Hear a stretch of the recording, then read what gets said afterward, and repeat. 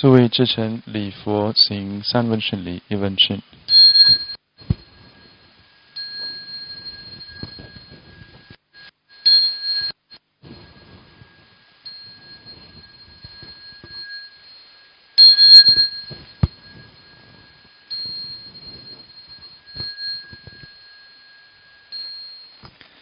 三称佛号：南无本师释迦牟尼佛。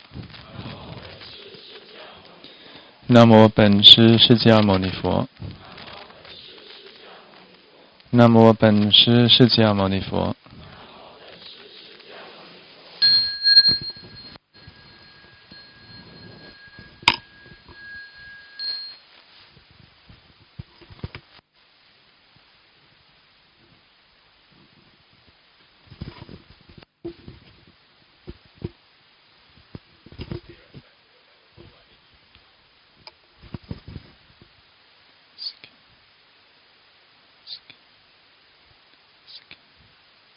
Please be seated.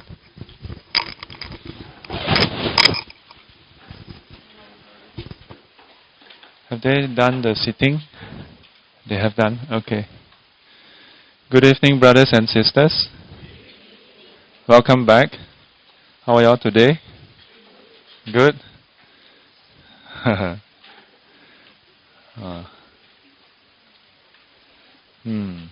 There's a bit of a haze these few days, isn't it? Yesterday was okay, and then today, as I woke up, can smell a bit of haze. Yesterday was also bad? Is it? Wow, okay. So, all the more reasons to turn on aircon,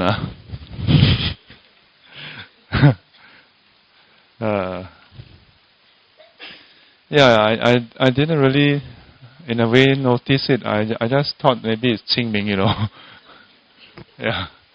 Then a student texted me saying that, oh, there's the haze.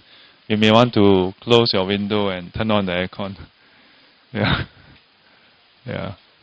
So then I'm like, oh yeah, that seems to be haze.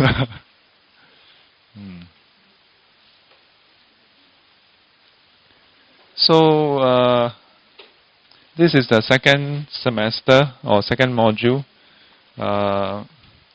We have completed the first of the 5. So we have completed 20%. We haven't completed actually. Right, we still have a few paragraphs. So we are slightly below 20% in terms of chapter. But the first chapter actually is the crux. Is the core of the whole commentary. So I hope you all by now can appreciate why I'm spending so much time on this first chapter. So in the last lesson, the final lesson in the first module, I took the liberty to actually do in a way like a summary. I did a summary for everybody, and I hope the summary has helped to sort of tie everything up together. Connect the dots for everybody so that we can sort of have a more congruent view. A connected view, so to speak. So I went at length, even including a bit of the background, of the school, of the Yogacara school, and then I answered some questions, So I thought maybe we can start off, in case if there's any more questions that you all have, you all can ask a bit. I will just answer a few first, to get everybody warm up. Then we'll dive straight in and continue from where we stop. Yes. Yes, Wilson, you have a question.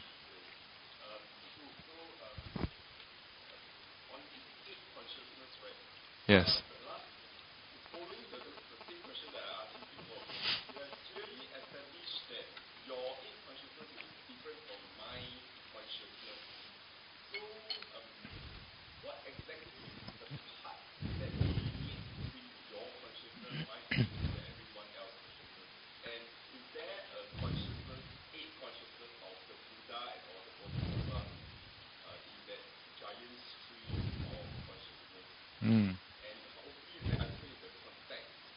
Pantheism.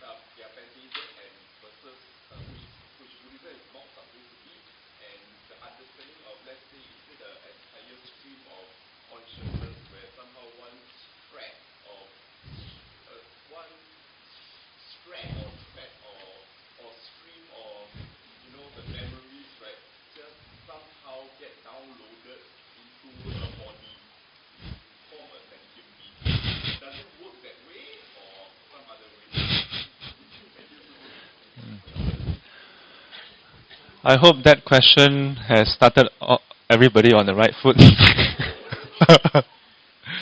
To put it simply, his question is, how is the alaya consciousness like? Yeah. What is the feature of it? Do we all share a common bank? Yeah. Do we stem from a same source, so to speak? Yeah. In various teachings within the Yogacara school, is very clearly established that we all do not share a unified consciousness, if you will. Yeah. So in recent times, there's a lot of this New Age spirituality thing about a higher consciousness where we are one. Yeah. In Buddhism, there are certain aspects which seem to parallel this, but the simple answer is no. I will refrain from going into the technicalities, but the simple thing is that for now, we have to contend with the answer that your karma don't directly mix with my karma. Yeah, that the so-called your imprint, you will inherit the results in future. Yeah, that much is clear. As to how this mechanism is possible, I'm not going to go into further elaboration here, because otherwise we will never finish. No. Yeah, in fact, many of the explanation I have shared with you all, the interlinking, comes from Mahana Sangraha, which I've mentioned clearly also.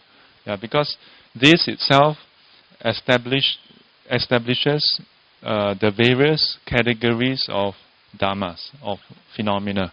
Yeah, it doesn't directly, it only touches a bit here and there, but it doesn't directly talk about the intricate functioning. Yeah, in between them. Yeah, not too much detail. Yeah, that is covered in other commentaries. Okay, so that's that.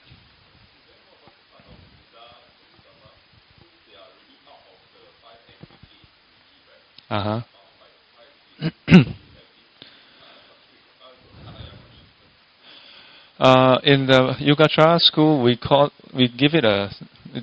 say that it's no longer called alaya. Yeah, it's no longer called alaya. But there are some branches of this school that suggest that it is fundamentally still the same thing. Because why do we not call it alaya? Because it's no longer triggered by defilement. Yeah. For ours, at our present state, the alaya consciousness, we say that the alaya consciousness is the repository for seeds, karmic imprints. Yeah. And for this to function, it requires defilements for it to activate. Yeah. So in that sense, the Buddha and the enlightened Bodhisattvas, this storage is given a completely different name because they don't function in the same way anymore. Yeah. So in a way it's different.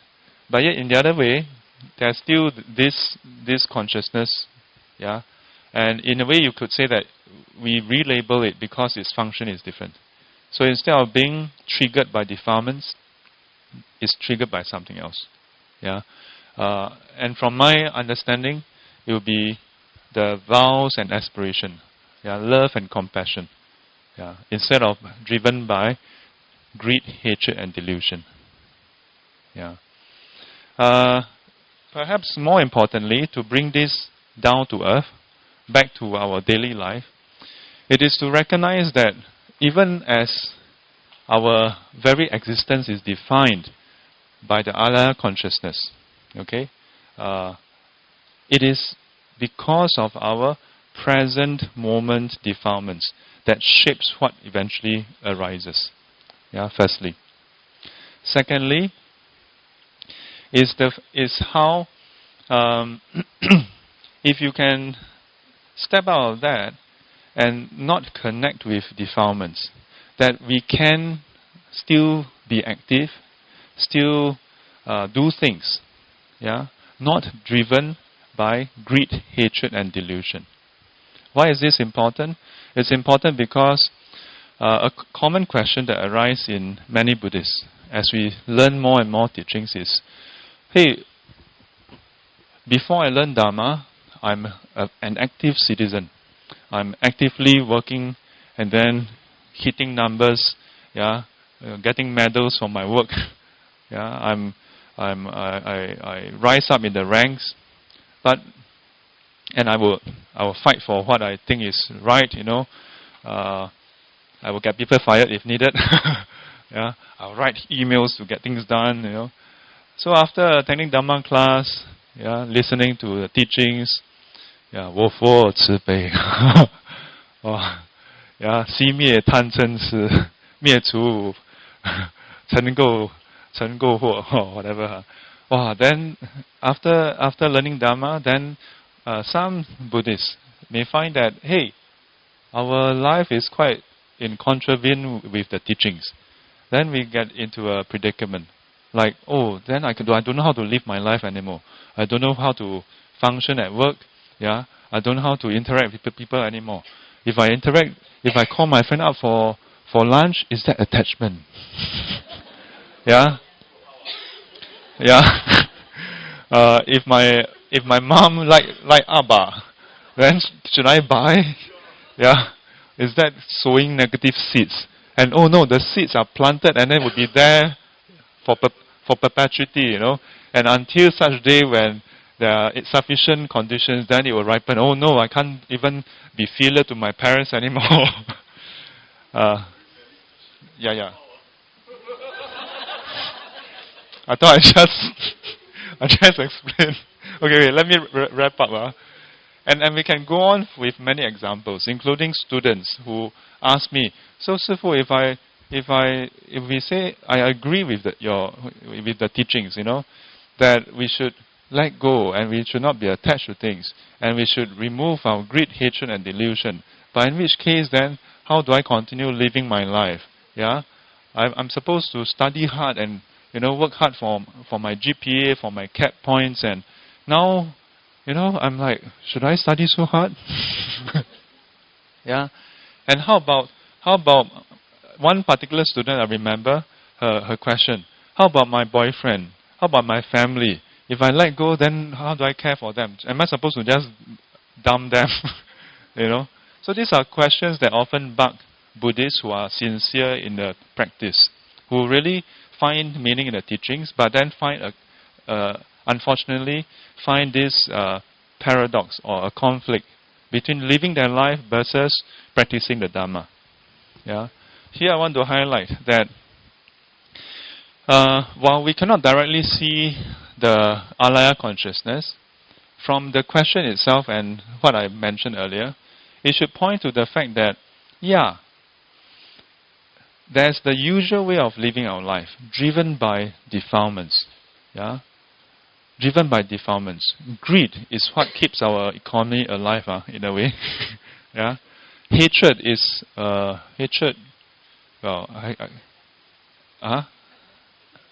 give excitement.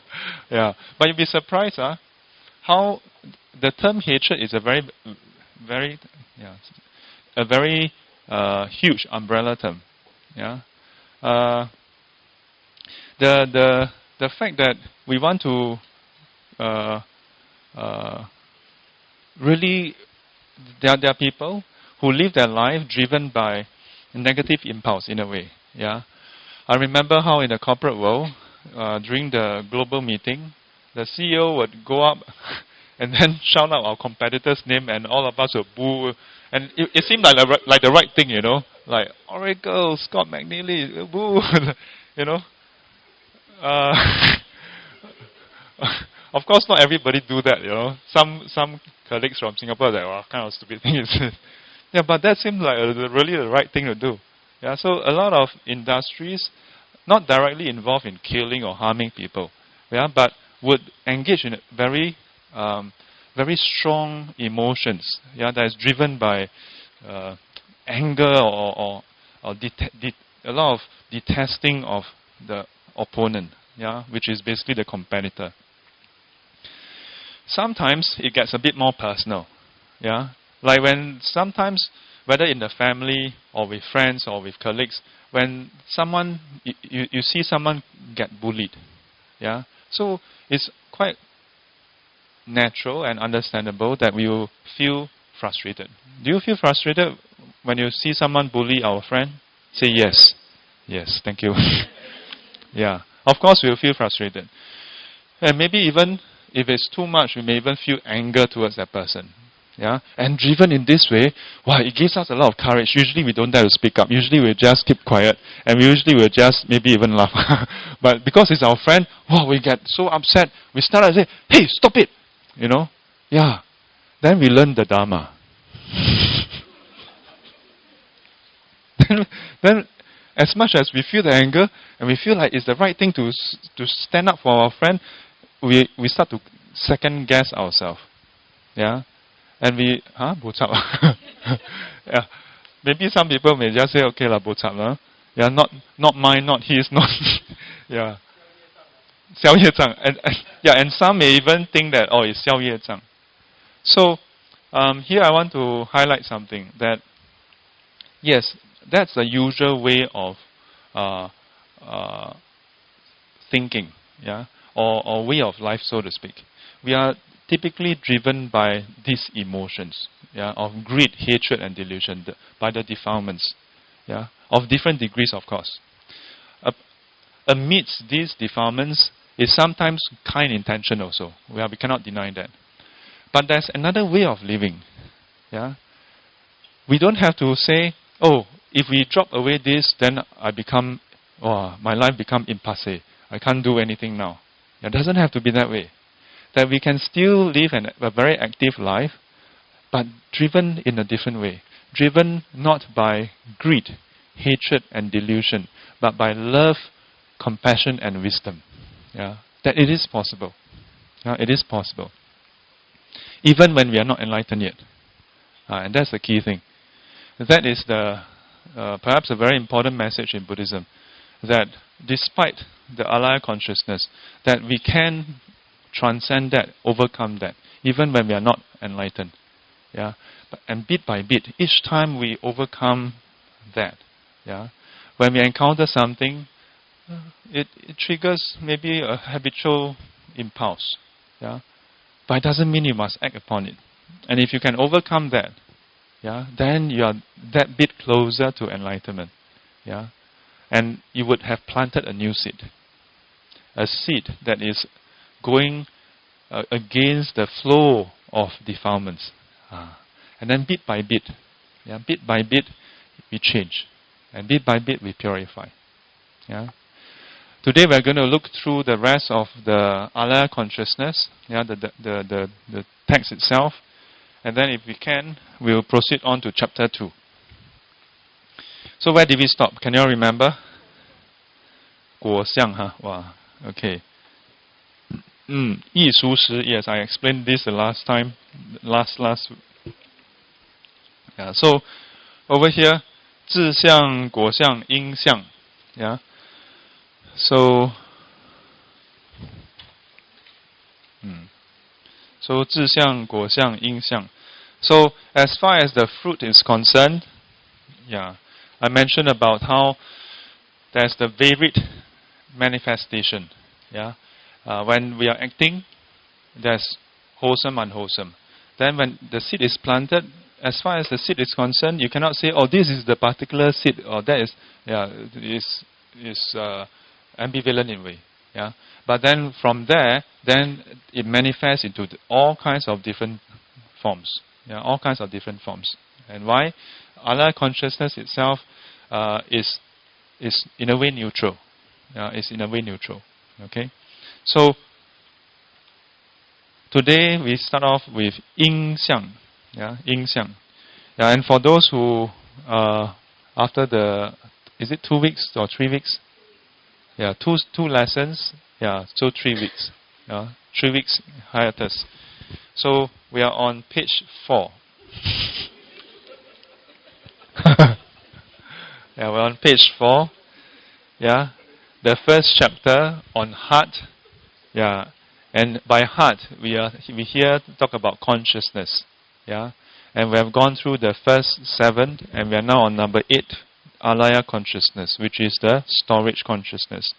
And there are 3 segments here, and we are now on the second segment about the different so-called stages, if you will.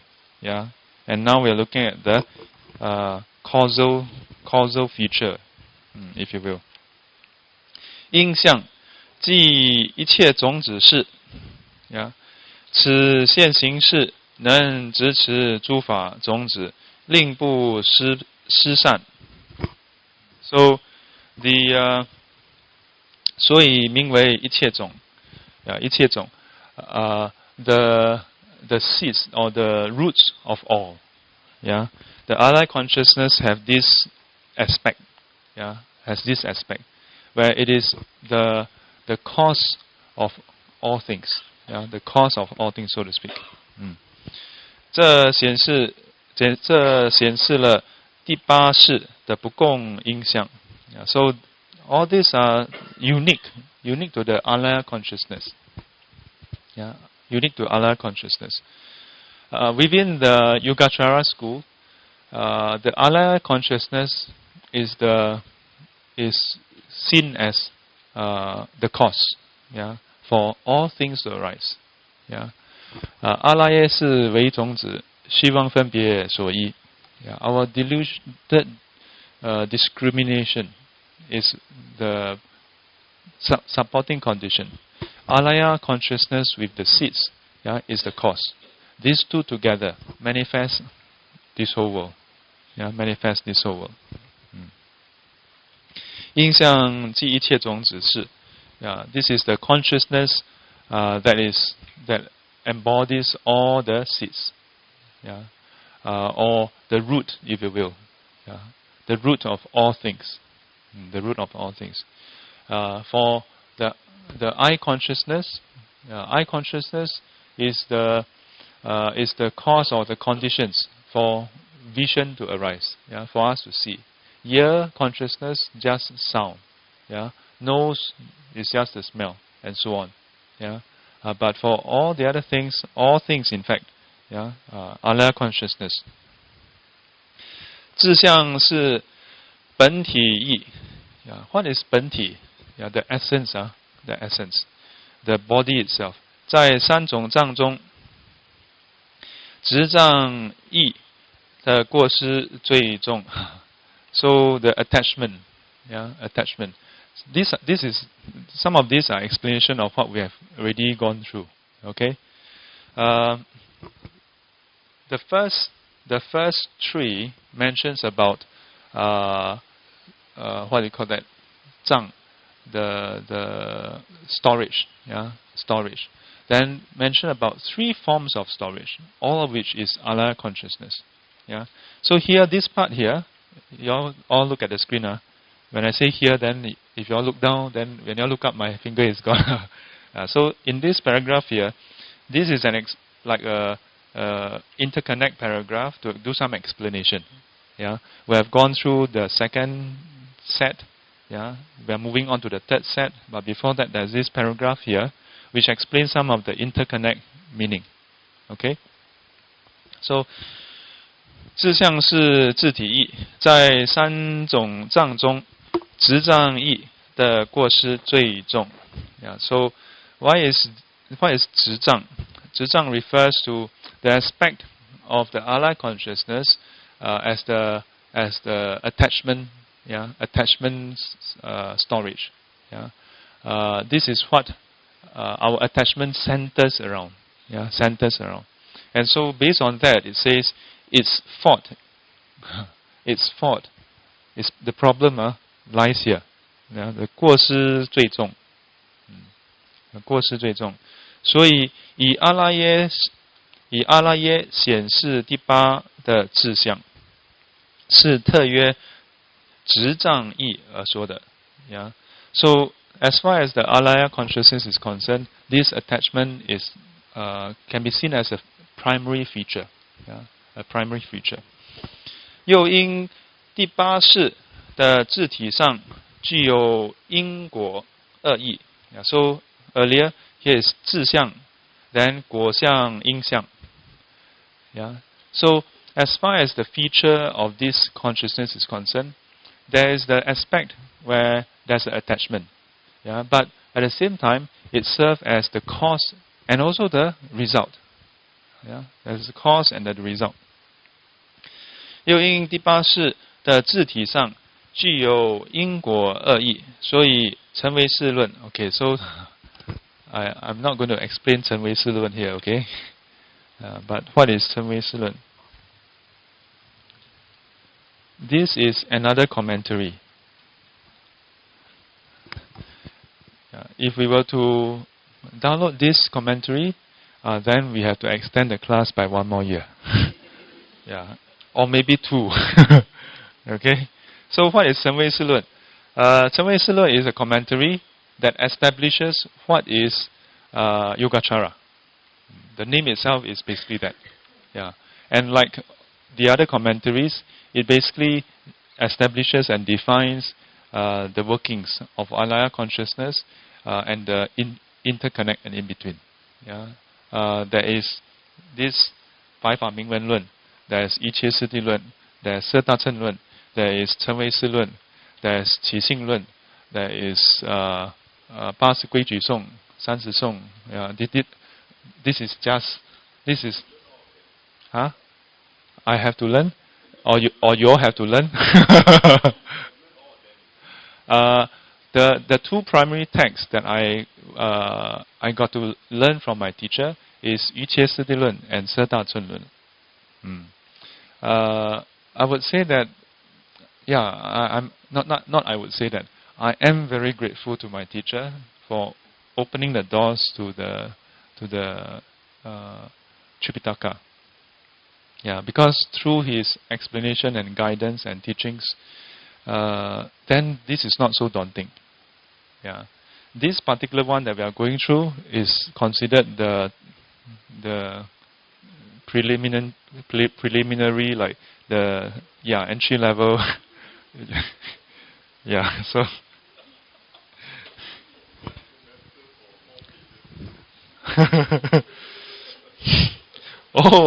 No wonder you all laugh about page 4. 所以成为事论里建立第八识这三项的差别。Yeah, so inside it establishes all about what alaya consciousness is. Yeah, the various aspects about it. In the Mahana Sangraha, the first chapter is also on alaya consciousness. Yeah, 所知一, the dependent. Yeah, the basis for everything that can be known.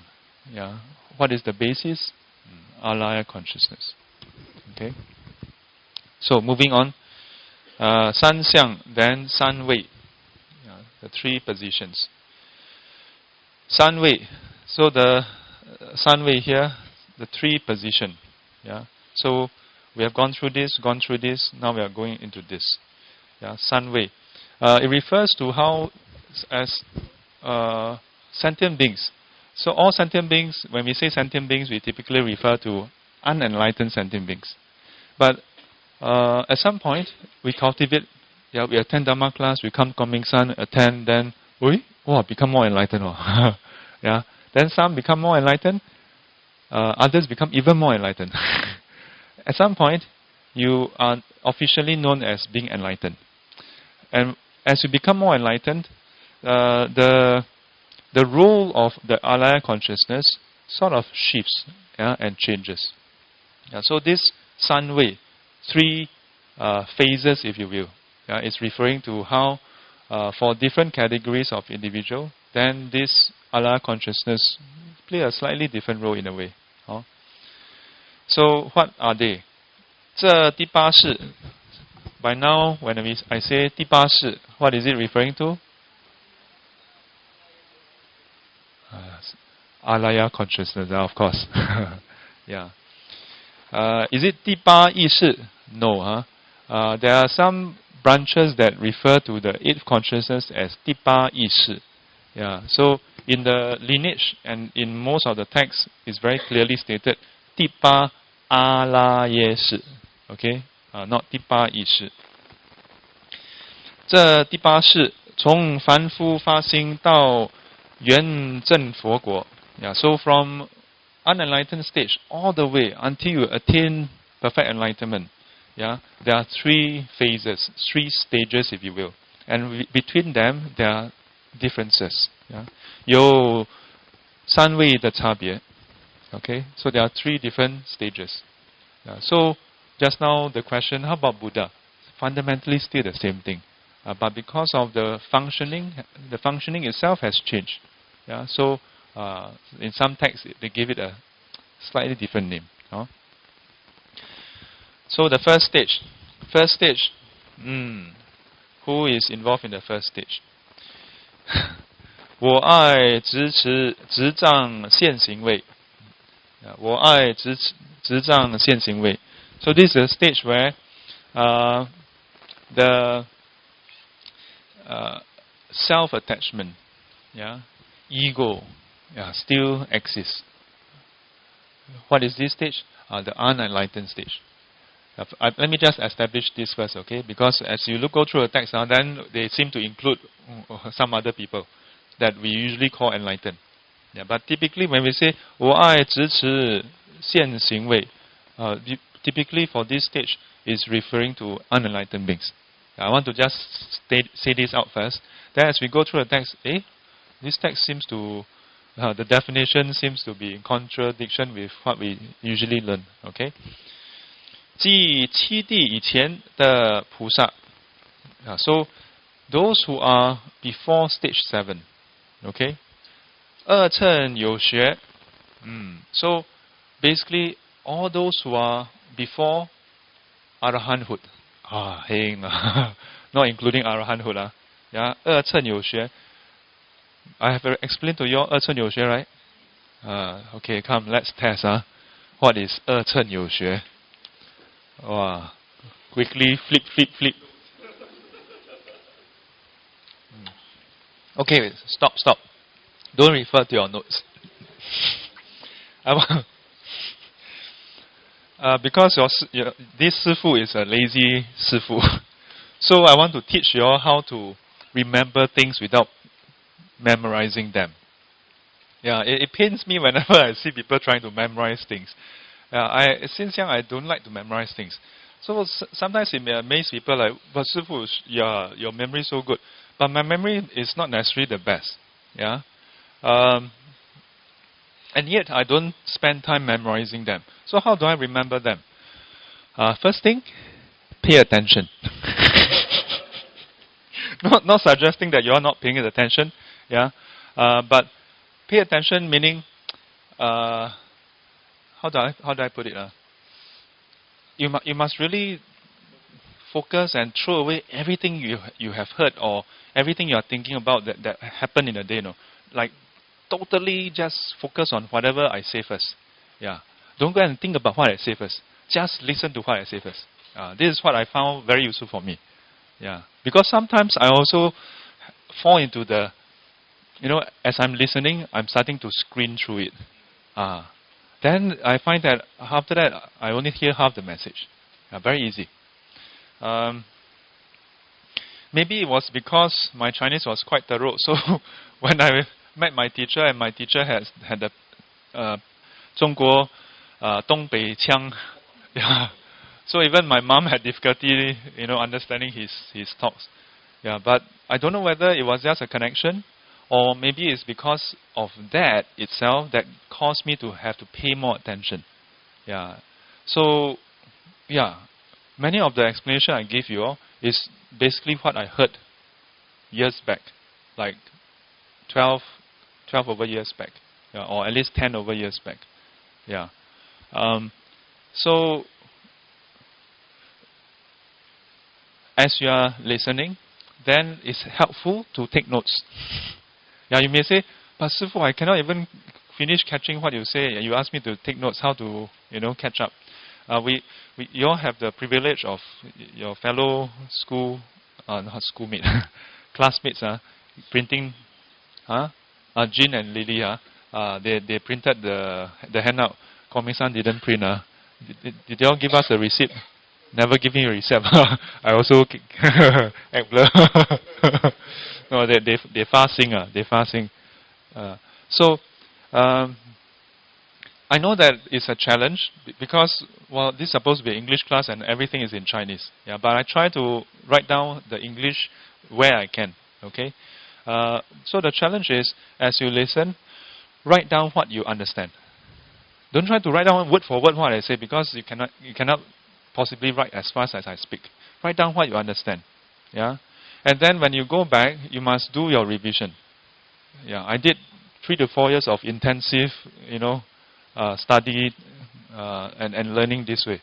Yeah, before class I would copy down the text. Then after that, I will take down notes, and after class I will read through again. Yeah, in part because my Chinese is very poor, so I had to literally check through the words. Many of the words that you all can understand, I cannot understand last time. I had to really check through, and even now, occasionally some text when I look, 这个怎么读? Yeah, can't be helped. That's my standard. So I have to check through, but through that checking, it reinforced my understanding and impression of the text. Yeah, there's no shortcut. I'm sorry. Hate to bring you all up, then I have a way for you, but really no shortcut. Yeah. I don't encourage people to go and force yourself to memorize. Yeah. I have tried many techniques. One of the techniques which I tried, managed to memorize 14 chapters, Diamond Sutra, 14 chapters, over like 2-3 weeks. Yeah, very quickly. Yeah, maybe about 2 weeks. Yeah, 14 chapters, no problem.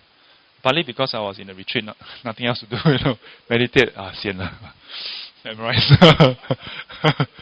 Yeah, but I would say that retention is still there, not 100%, but it's different from if you use it consistently.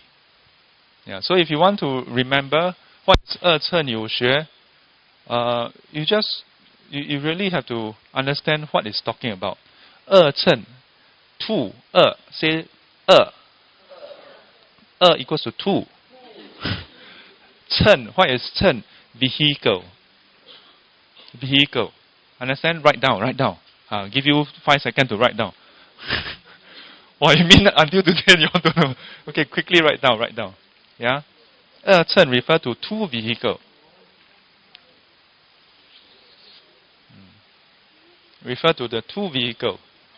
Okay, so first thing first. So then, what is this 2 vehicle?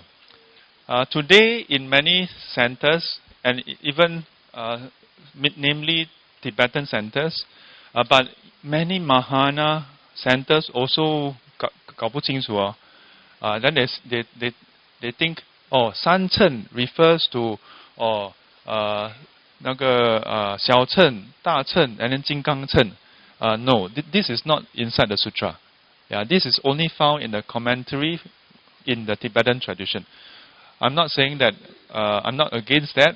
Yeah, but that is not inside the sutra. Yeah, sutra is directly from the Buddha, or at least we all agree that lah. Okay, so as far as the sutra is concerned, whenever when we say sutra, I'm not talking about some New Age sutra. Okay, referring to those that is typically seen as canonical from India. Yeah, this commentary, what we are looking at is the sub-commentary, but the commentary itself is from India. So any sutra or commentary that has the source from India, whenever they refer to vehicle, it is always with reference to the 3 vehicles that is found inside the Lotus Sutra and various sutras. And the 3 vehicles refers to, firstly, Stravaka. Okay? Stravaka.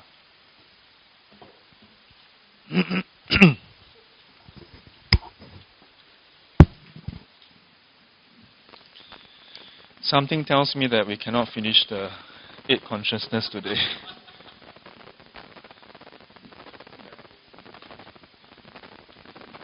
I thought I explained this before. Yeah, but half the class still Chen. Yeah. So, what is the first one? Yeah, and I recall explaining at length the meaning of Sen Wen.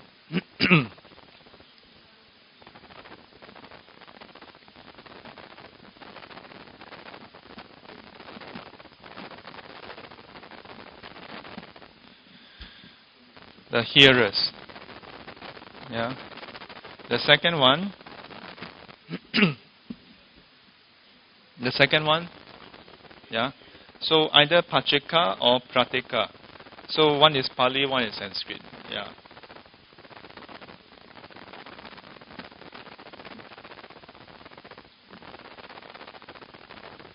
I mean, get this part a bit wrong. Prateka. So the Pali is Pacheka, easier to spell.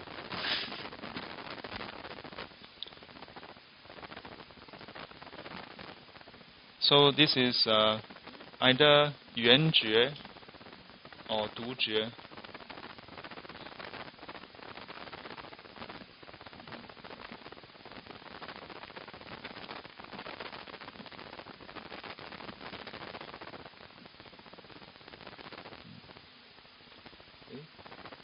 Du, how do you write Du? 草字头有草字头吗？啊？什么？什么？你不要这样子写，我看不到的。你要念出来那个边啊，是不是有一个这样子是吗？啊，懂吗？啊？Is it like that? Huh? Is that right? I don't recall having a... Okay, alone. Huh? Oh, okay. Mine is a Fanti lah. Mine is a Fanti.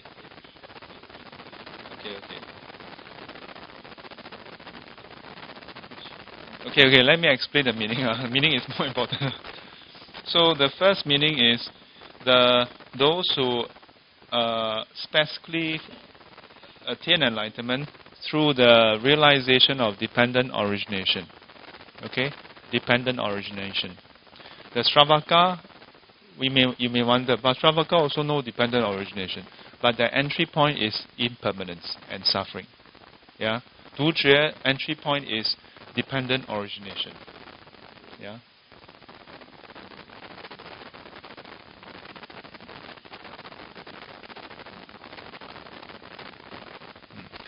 So then Du Jue is another name for it, for them, and it is basically the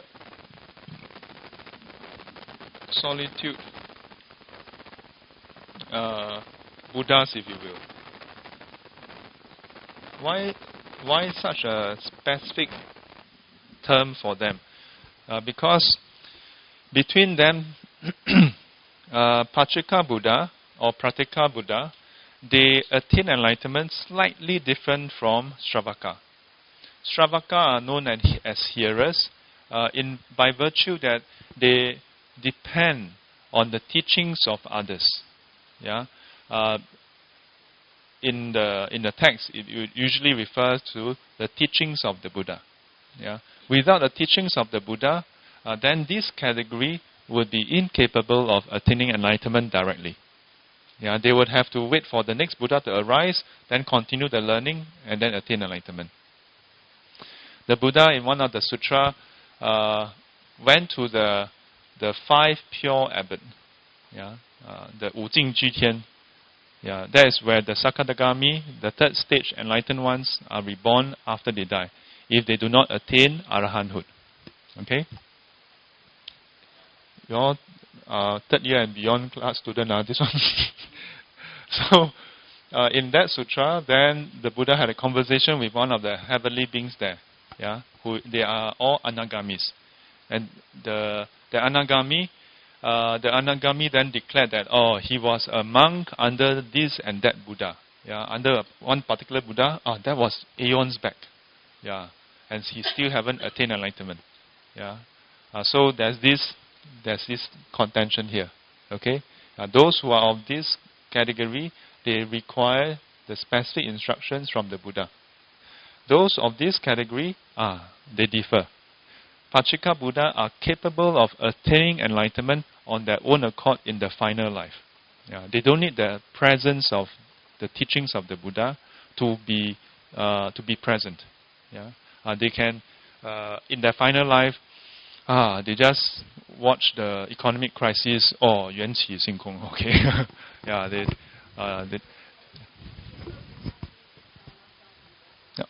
different. Buddha, because they are self-awakened. Self-awakened. Of course, the term Buddha itself don't directly mean self-awakened. The term Buddha itself just means awakened. But the nomenclature changed over the centuries, and eventually today when we call Buddha, we typically, especially in the Mahayana tradition, we refer to those who are self-awakened. Yeah. In the Theravadan tradition, they call Arahants Arahant Buddha. Yeah. Then Samma Sambuddha refers to the Buddha. Yeah. So there's such a distinction also. Okay. But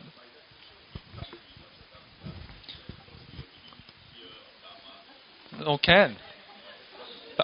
Pachika Buddha, you must know, it doesn't mean that Pachika Buddha in the past never hear any teachings before. It just means that they have the capacity to attain enlightenment when there's no more teachings. So if you all learn enough, then maybe next life, who knows, maybe no more teachings. Then, you are one day, then you go to Katong and then you have laksa, then, this is amazing. Yeah, but not yet. You have the taste. Oh, this is amazing. It's so yummy. Then you got a message from a friend, and immediately, you don't feel like eating anymore. And then at that moment, the taste is empty.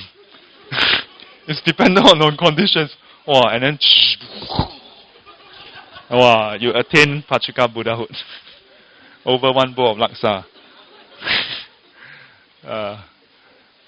So it's still possible. Yeah, but can be a bit tough lah. Not that it's a bit tough for you, okay? But it's generally speaking a bit tough. Okay? So this is the second category. Yeah, it's very tough. Yeah. So the third category refers to the Samma Sambuddha.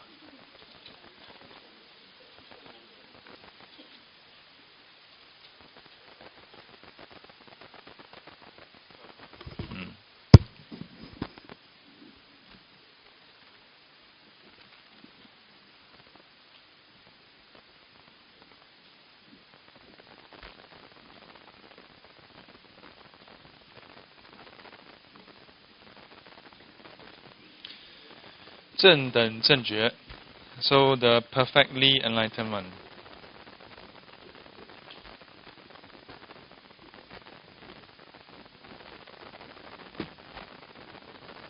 Yeah. So I just have a thought. Okay, so just imagine, okay? I mean, you all have attended one term of the class. You may remember bits and pieces here and there, right? Tiobo? Now just imagine if every lesson you just give yourself a challenge. Let me remember one thing from this class. Yeah. So imagine if in this class you just remember these three categories. I mean, is it worthwhile? Yeah, why not, Because you keep seeing 三乘, 三乘, 二乘, 三乘, 二乘, 三乘. Like, so just one time, just go and look at it carefully and understand it once and for all. Yeah. Last, in the Heart Sutra,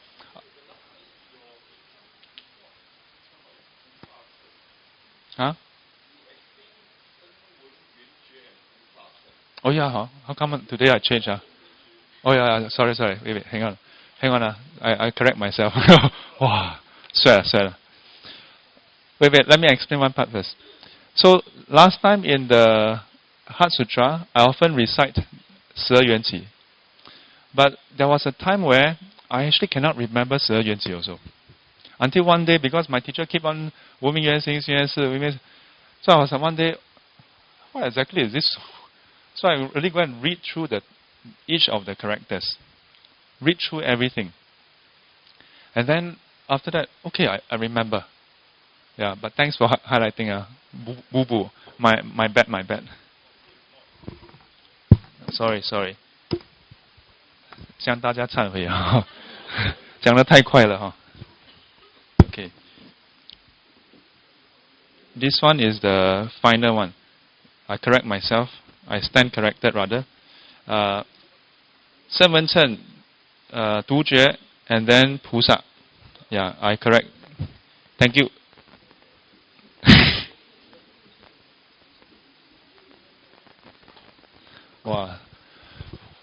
Wow. Almost go down to hell.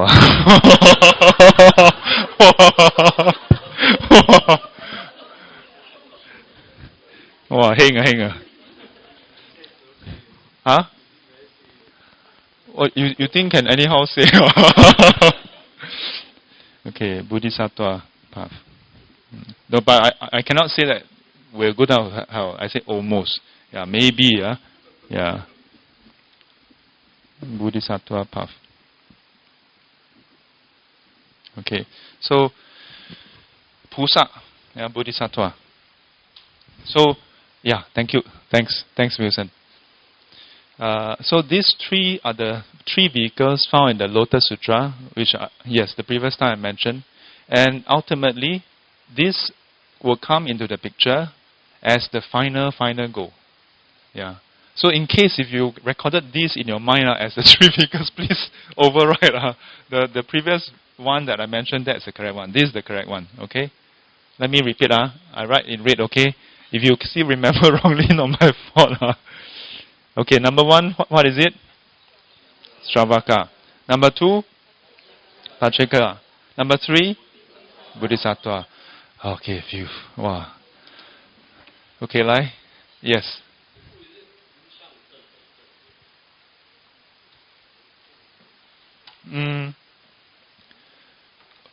Well, you can put that in also.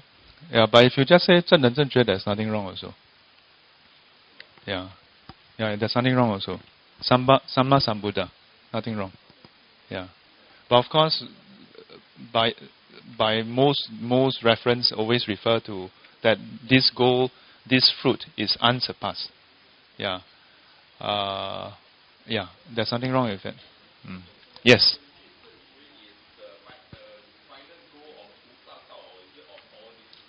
So hang on, hello.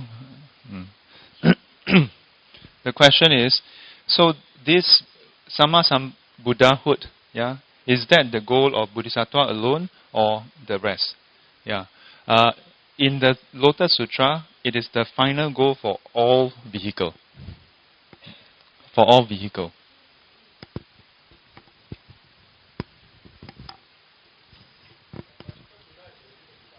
Yeah.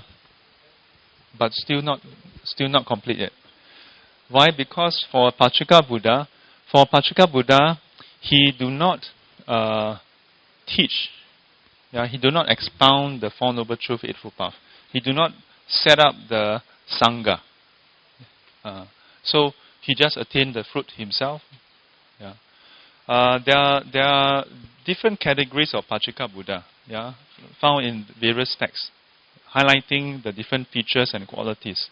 Yeah, and from these qualities, the practice is different also. Yeah. Any questions about these three vehicles?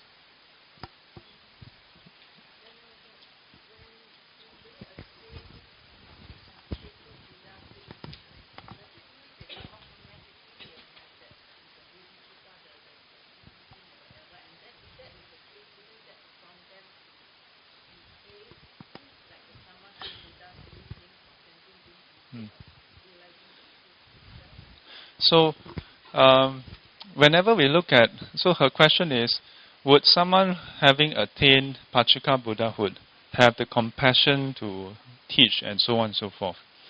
Oftentimes when we look at Arahant, Pacceka Buddha, Bodhisattva,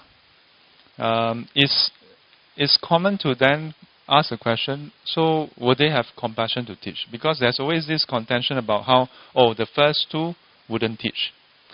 You must understand that by definition, the first two categories only talk about the certain aspects about these individuals. Certain aspects only. It doesn't describe them totally. So for example, those who are women, raise your hand. Yeah. Those who are women. No women. Am I blind? 哇，惨了，这个讲错，然后看错。我看我回家回房间睡觉算了，太累了。这里到底有没有人适应呢？Those who are female, raise your hand, please. Just raise your hand. Come on. So, those who raise, keep it raised. Okay lah, put down. Those who are men, raise your hand. See, so simple.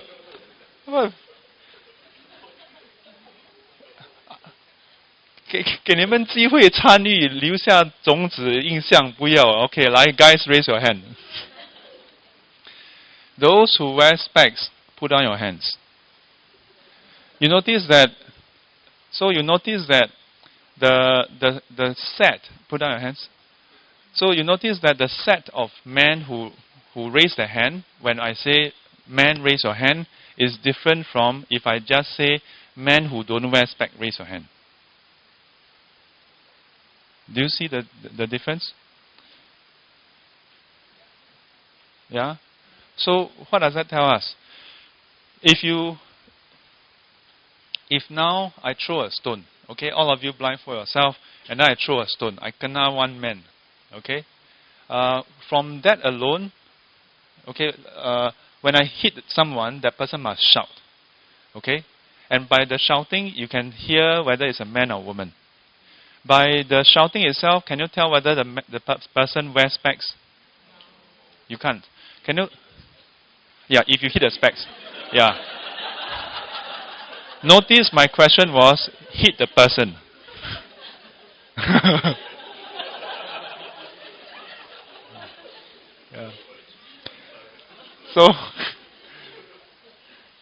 Yeah. So specifically, hit the person. Yeah.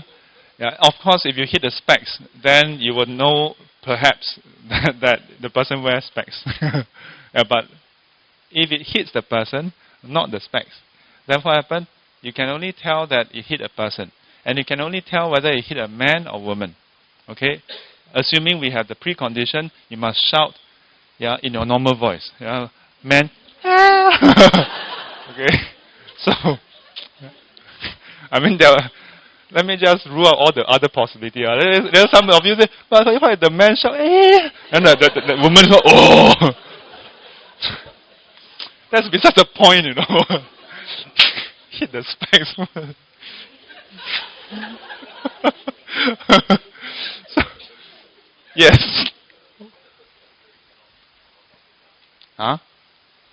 Sorry? Because the sutra says because the sutra, the Buddha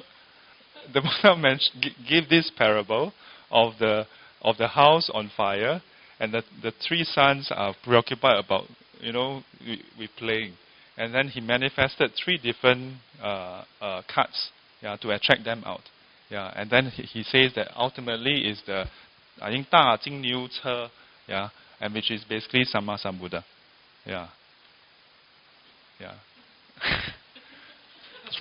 This is Sutra say that. Huh? Wait. Let's not deviate too far from what I started off this to explain something. Okay, so these three categories. Try to limit yourself. Level 1, 2, 3, 4 can go down to very deep. Whenever there's a reference to a certain term, it usually don't require you to go into the very level 10 understanding. So, but you notice that many times when we read the many texts, right, and then it says 二乘有学, then half the time that's actually just level 1 or 2 understanding. But we cannot even remember that. So I'm trying to get you all to remember just the level 1 or 2 meaning. So there are certain implications between the three. Those are 4 and 5, and maybe even deeper. What happens after that? Those are interesting to know, but not directly linked to our text at this point in time. What is your question?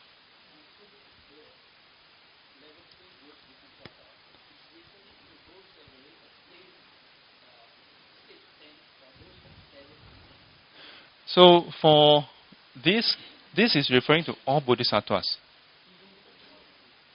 All bodhisattvas, stage 1 onwards, all bodhisattvas included in this.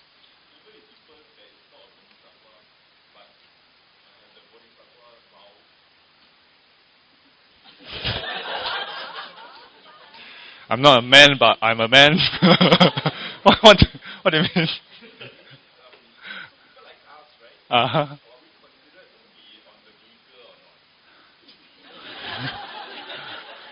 Do you want to be on a vehicle?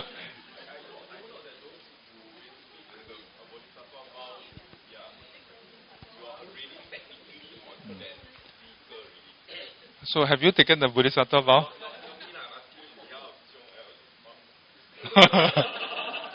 Well, if you have taken a vow, there are different thoughts about it.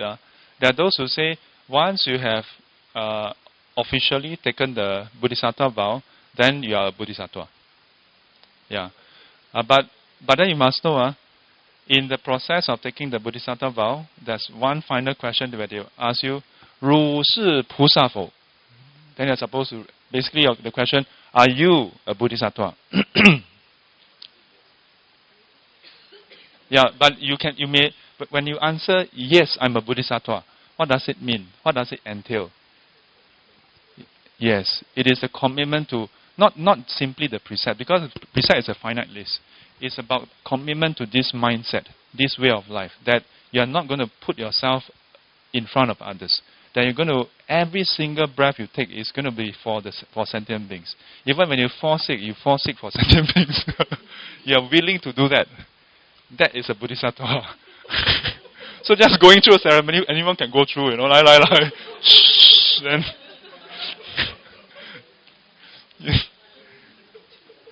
Wait, but come back. 不要放弃 Yes.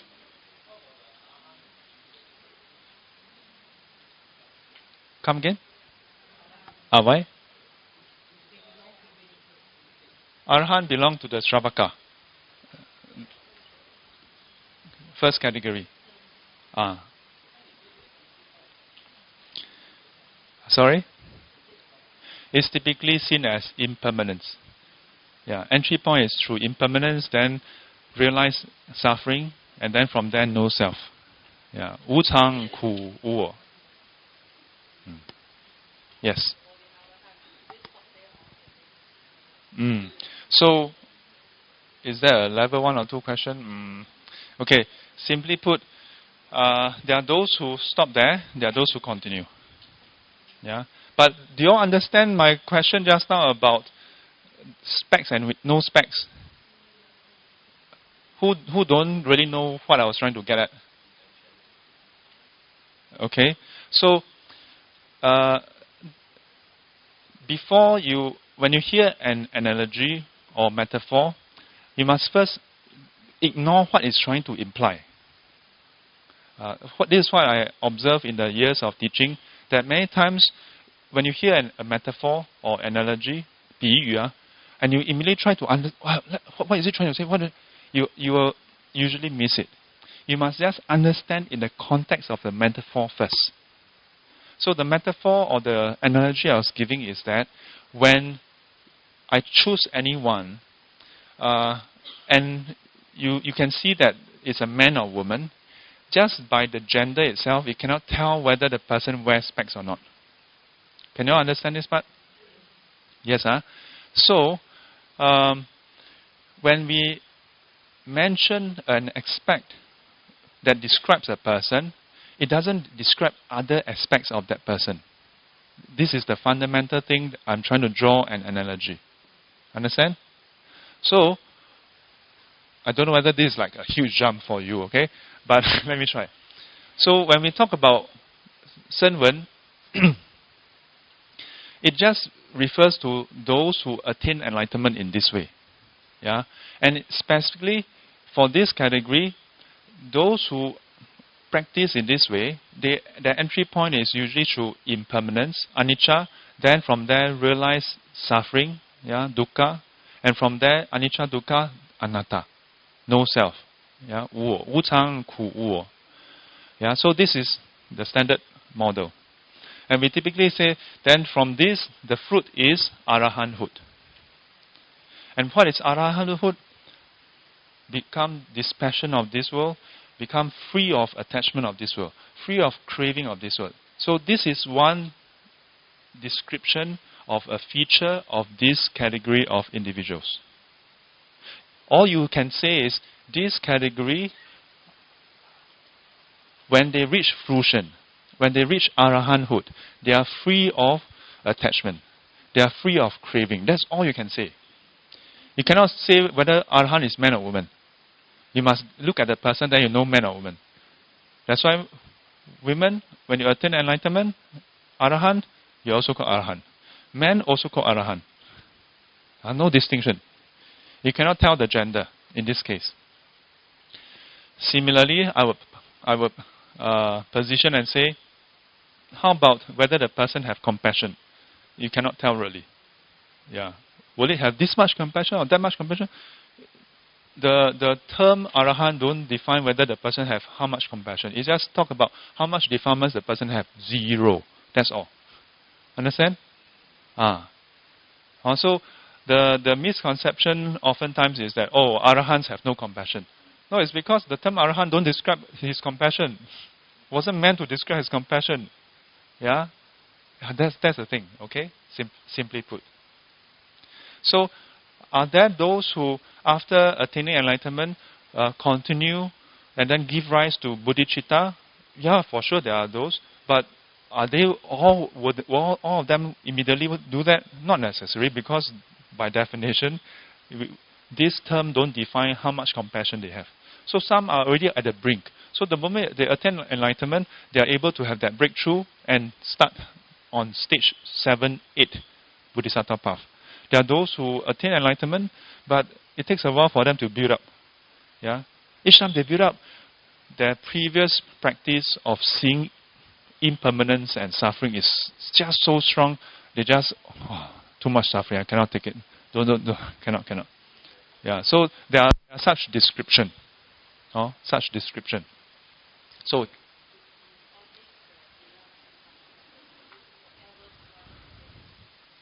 forever. Live forever. It is a human concept to think of to live forever. Yeah. At this stage, it's important for us to want to become a Buddha.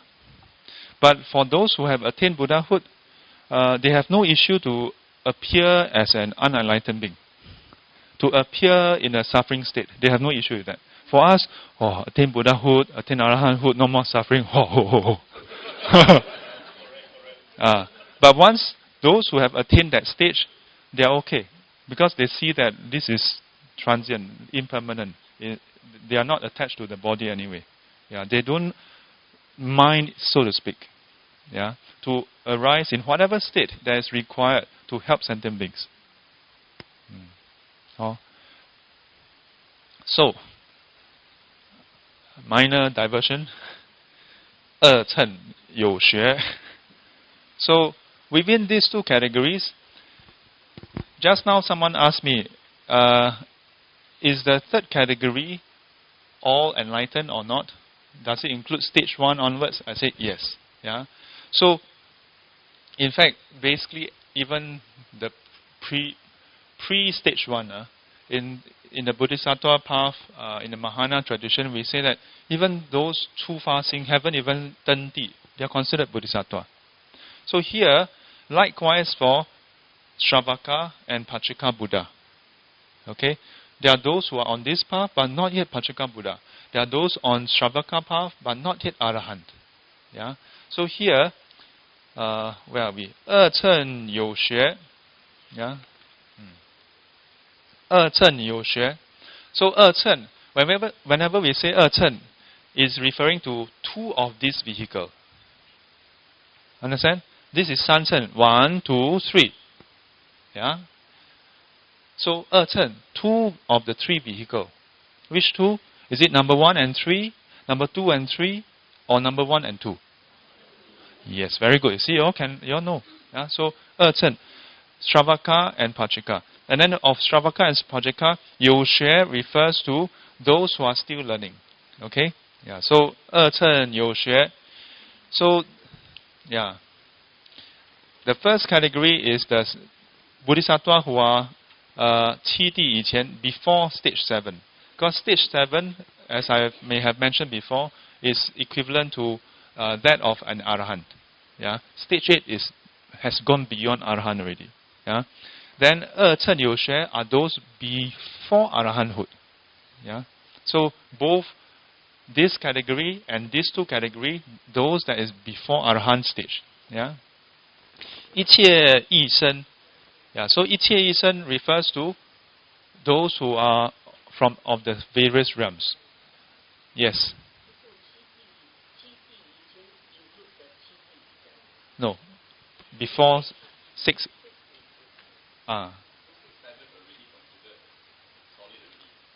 Stage 7 is equivalent to an Arahant. Yeah, have the ability to enter Parinibbana, but have to resist.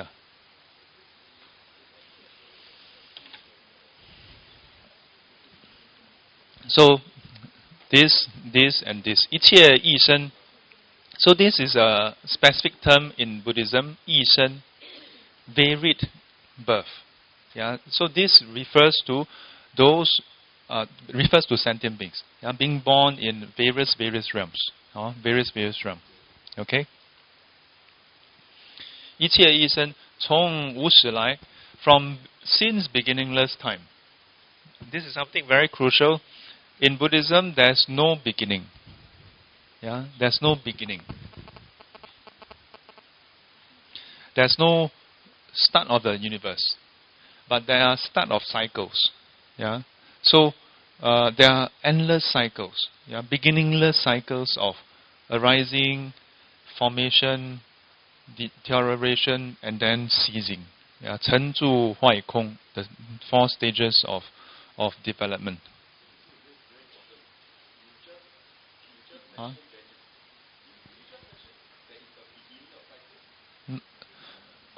There's beginningless cycle.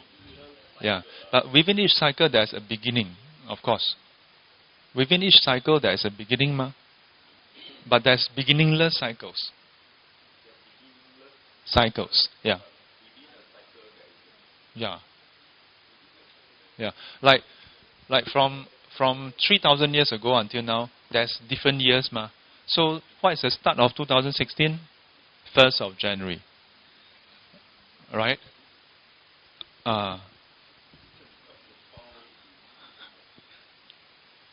Okay. Okay. So just come back.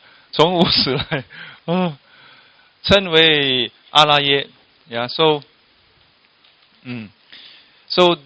this is the stage. So all those who are not enlightened yet, yeah, number 1, and also those who are what we call enlightened but not up to arahanthood yet. Okay, all included. Yeah. So for all these categories, it's called alaya. Okay, it's called alaya consciousness. Yeah. 称为阿拉耶. 意思是执障. Yeah, and the meaning here is the attachment storage. Yeah, attachment storage. Why? Because all this, before the Arahant stage, there's still attachment.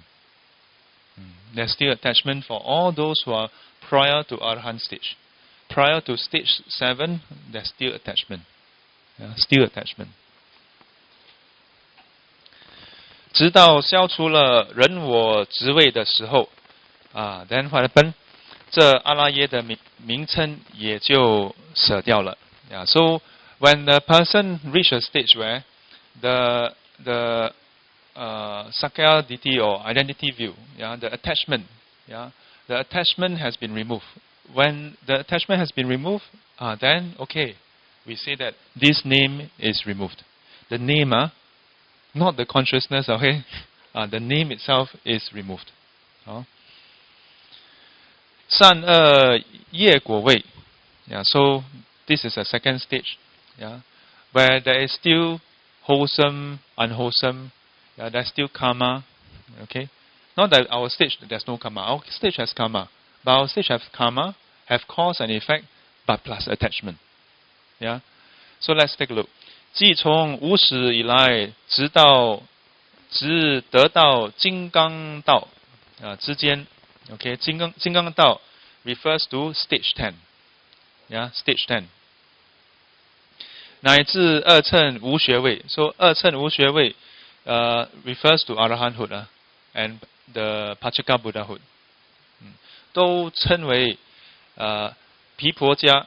So last time there was once one of our students highlighted fruit vipaka, yeah. So yeah, 毗婆家，意思就是易熟 ，yeah, the varied ripening, varied ripening. How there's so much different kind of realms that our seeds can ripen into, yeah.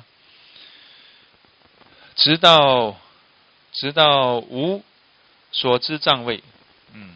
I will explain this in a short while. Okay, so this is a certain stage from what we mentioned earlier. Okay, all the way until this stage called 所知障位. Yeah. So without this, 第八是纯善无漏，这易熟时的名称也就舍掉了。Yeah, so prior to this, there is still this wholesome, unwholesomeness, and so on. Yeah, but once you reach this stage, then what happened? 直到无所知障位. So what is 所知障? I have briefly mentioned before. Yeah, 所知障.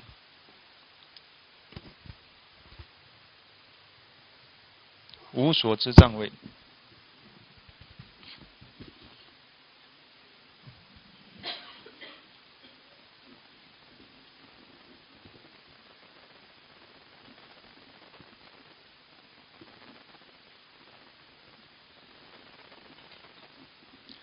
So 所知障 itself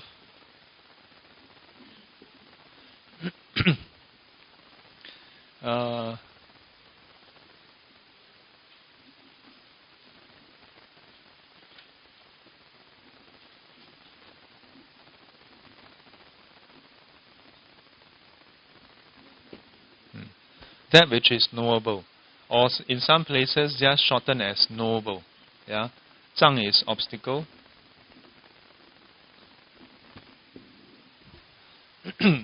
In short, knowable obstacle. First, let me highlight the wrong meaning. Okay, I repeat. First, let me highlight the wrong meaning. The wrong meaning is many teachers would say, all of you, don't spend so much time learning so much Dharma. You learn more, you have more obstacle.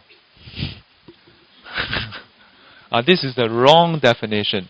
Yeah, they just based on this 所知嘛, whatever you know, it becomes an obstacle. So you learn more, have more obstacle. This is the wrong definition.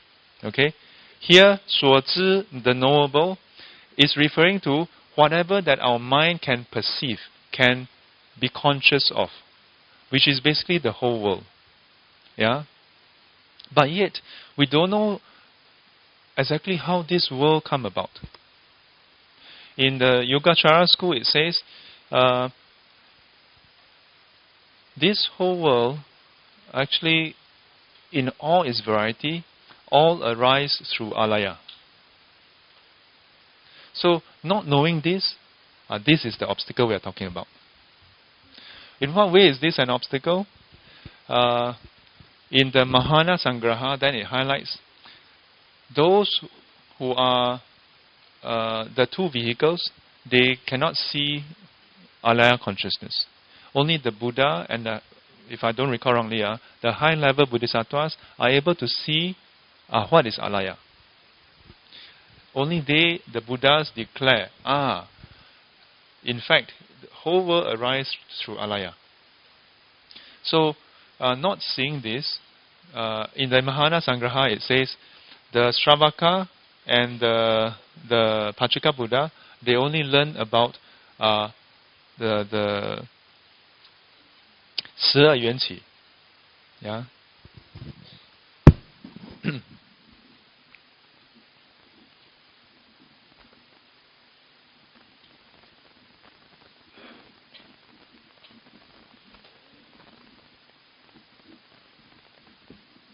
12缘起 is the 12 links.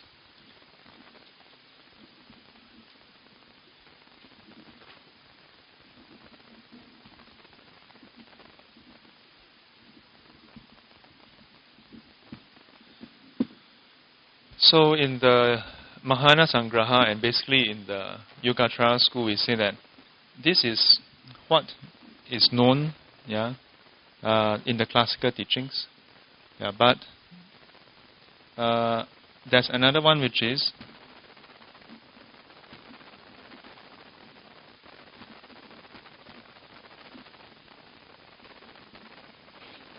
Lai Ye Yuan Qi.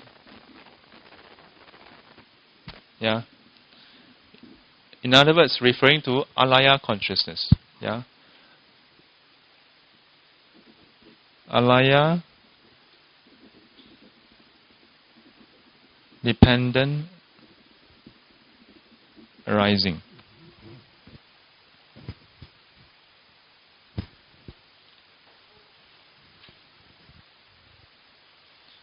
So, 所知障 refers to the inability to know this. The inability to know how all things in fact arise through alaya. So who has 所知障? Then in this school we say the Arahants still have 所知障. And it's very different from what we sometimes hear. If you learn too much, you have the obstacle. So this is by definition, cannot fight with this. This is how it's defined. Okay.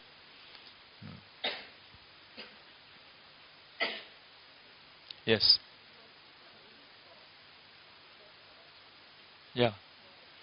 Especially Yogacara school.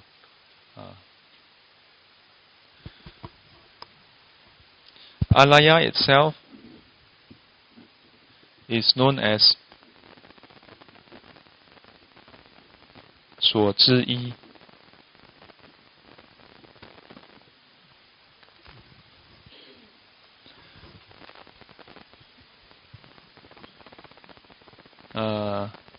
The support for the knowable. Either support or dependent for the knowable.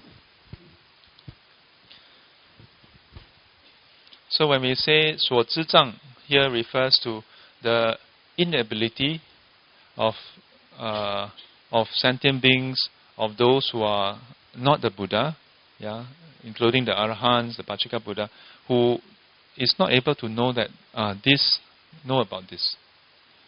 For us, if we don't learn from the teachings, we also don't know. We cannot know directly. So, 所知障. So, at what stage then do you remove it? When you reach stage 10. When you reach this stage, then you completely, even this last trace of not knowing is removed. Then what happened? 第八是纯善无漏. It becomes completely purified. Only wholesomeness. Prior to this stage, still have wholesome, unwholesome. Still have wholesome, unwholesome. But when you reach this stage, it's completely purified. So many students have asked, do we have to purify all our karma before we can attain enlightenment? Well, depend on which stage. If you attain arahanthood stage, you don't have to purify everything. If you reach stage 5 bodhisattva, you are not completely purified yet. So don't have the mindset, I must purify everything, then I can start cultivation, or I must purify everything, then I can do this or do that. Okay? 第8是纯善无漏，这异熟识的名称也就舍掉了。What is the link actually? What is the link between 异熟识, varied ripening, versus the presence of wholesomeness and unwholesomeness? Because as long as there's wholesomeness and unwholesomeness within the alaya consciousness, then you still have the potential to be reborn in the various realm without your control. Still, in some ways, still subject to that.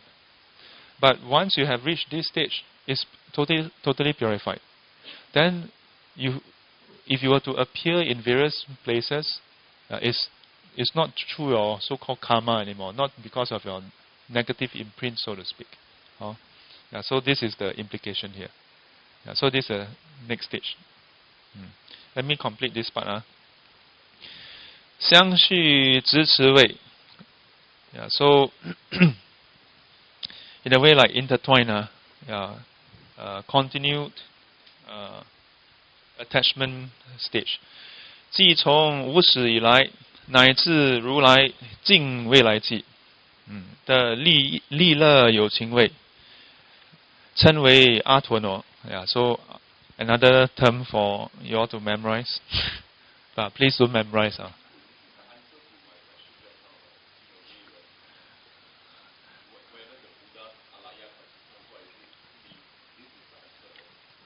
So don't have to rush ahead. No problem. 意思是支持种子根生等永无舍弃，永无弃舍。So earlier on there's also 支持. Here there's also 支持. Earlier on is the mind being attached to alaya.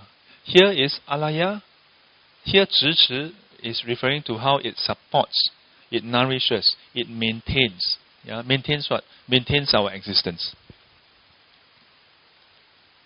It maintains our existence.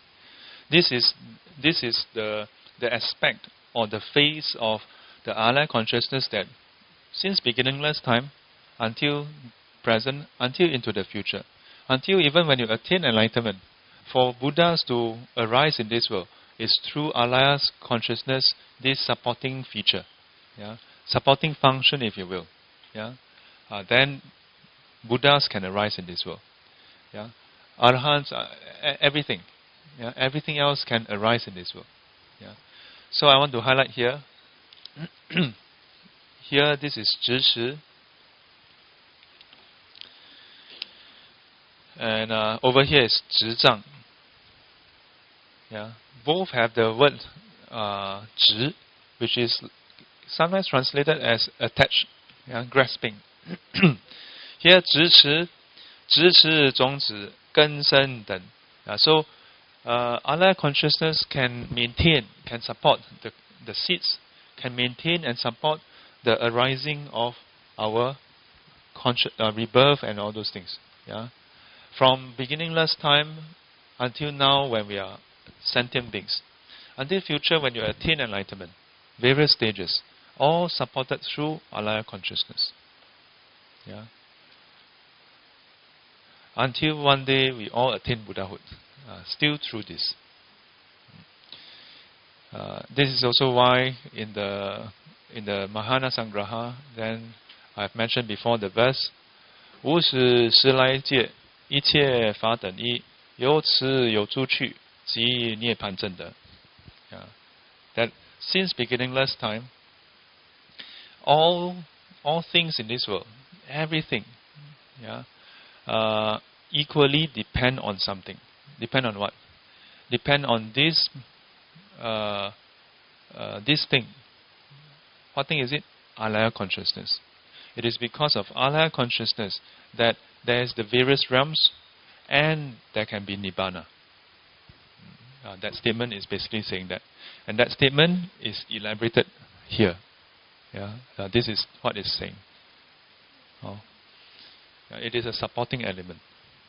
And that's why the name for alaya consciousness is 所知一. Dependent on alaya, all things that is knowable can arise. Now, that ends our first chapter.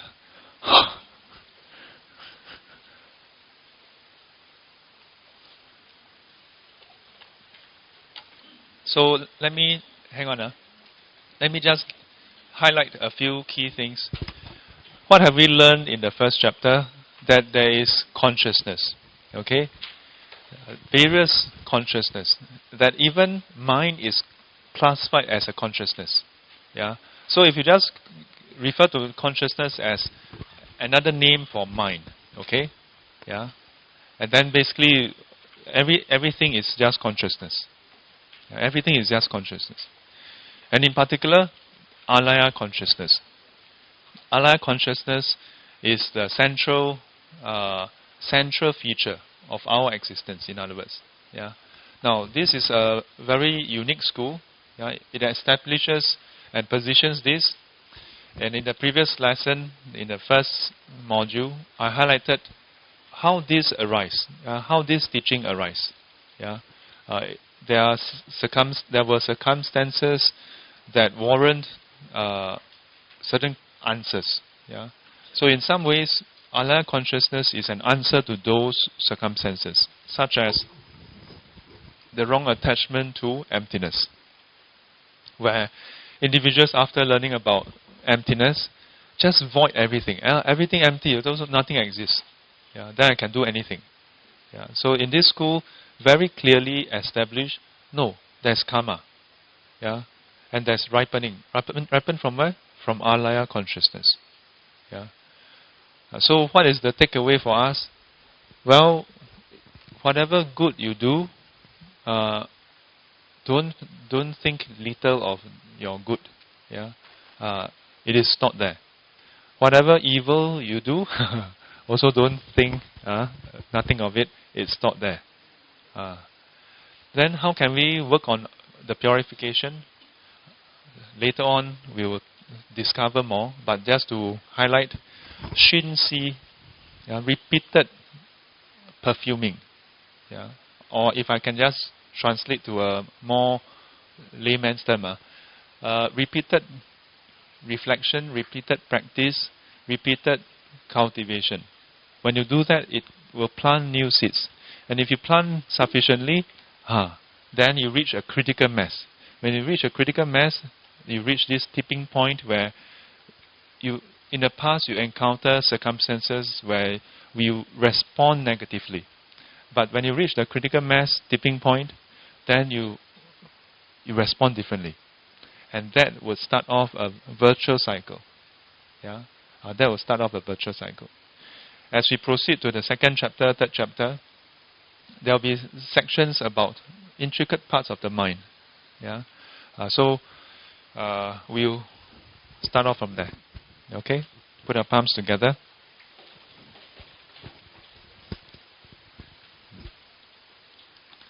Again, I apologize for the mistake here. Please take note. San Chen, Shravaka, Pacheka Buddha, Bodhisattva. The three vehicles. And in the Lotus Sutra, it highlights that these three ultimately reach Sammasambuddha. I have said this 2 or 3 times already. If you still capture the wrong thing, not my fault. 愿消三障诸烦恼，愿得智慧真明了，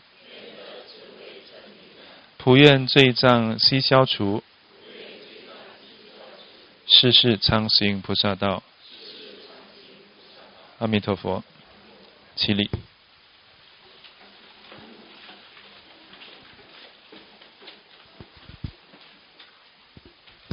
诸位至诚，礼佛行三问讯礼，一问讯，再问讯，三问讯。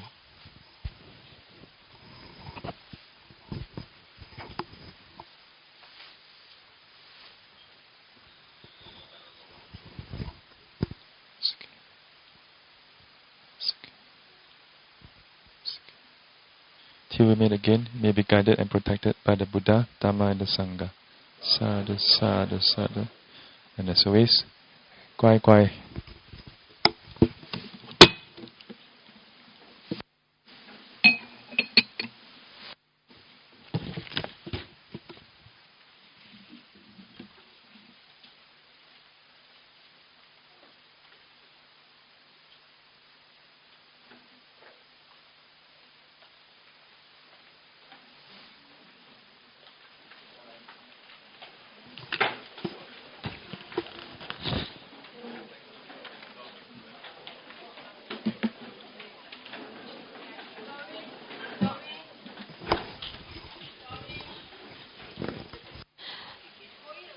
Tonight we have 3 rice packets left.